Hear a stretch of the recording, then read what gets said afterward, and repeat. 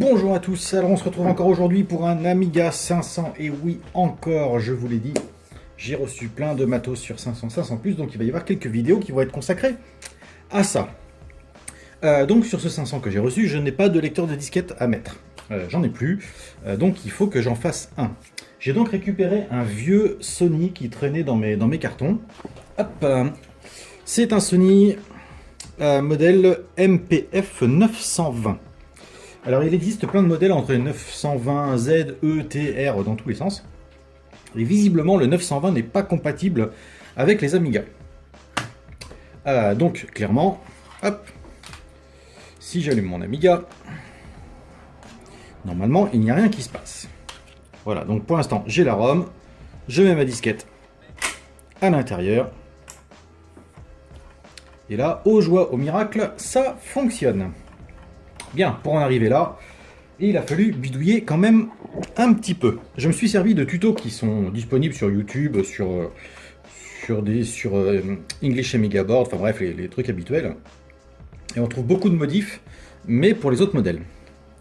Donc pour moi, les modifs ont été très simples, on va dire. C'est pas quelque chose de compliqué. On a donc un pont à faire avec du fil. Il vous faut deux fils. Un pont entre la pin 34 et le petit point de soudure qui est ici. Là, voilà, je vous le mets en gros, je pense que ça se voit assez bien. Le deuxième pont se fait ici, là, juste à côté de C25. On prend un fil et on le tire jusqu'à C2 ici. Hop, fais-moi le zoom. Voilà, le plot du bas, hein, pas celui du haut, celui du bas. Et ensuite, donc, on revient sur le 34 et en fait, il faut couper la piste du 34. Moi, ce que j'avais vu sur les autres forums, donc concernant les modèles F, Z et tout ça, en fait, on prenait cette pin-là et on la mettait sur la troisième pin là, de ce côté-là, sur ce composant. Bon, bref, j'ai essayé sur celui-là, ça ne fonctionnait pas. En fait, ça lisait la disquette, mais ça ne détectait pas si j'enlevais ou si je remettais une disquette. Ça, c'était pour le Z. Et donc, en fait, sur le E, il gardait cette même fonction et on se branchait ici. Donc j'ai mixé les deux, et puis par le plus grand des miracles, ça fonctionne. Donc ne pas oublier non plus de repérer les deux contacts JC30 et JC31. Donc d'origine, vous avez une résistance de valeur 0 sur JC31, et bien vous la dessoudez et vous la mettez sur JC30. Voilà, je résume. On part de 34 et on va jusqu'au plot ici. C'est à côté de la pin 13, donc j'en ai vu que c'est la pin 12.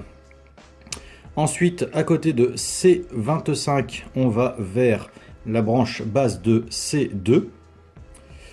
Ensuite, donc, on coupe la patte donc, de 34, hein, on la sectionne ici, et on déplace JC31 en JC30. Ensuite, histoire de ne pas être embêté avec les disquettes haute densité, on fait un pont tout simplement sur le switch 3. Comme ça vous permet de mettre des disquettes normales, enfin, je veux dire modernes, qui ont donc un plot d'ouverture ici, sans mettre un bout de scotch comme on faisait à l'ancienne. Tout simplement, on bride le switch, donc il ne détectera pas que vous mettez une disquette haute densité. Voilà, vidéo rapide sur la transformation d'un lecteur de disquette Sony modèle MPF 920 pour donc le mettre sur votre Amiga. Voilà, je vous remercie d'avoir regardé cette vidéo et je vous dis encore une fois à très bientôt.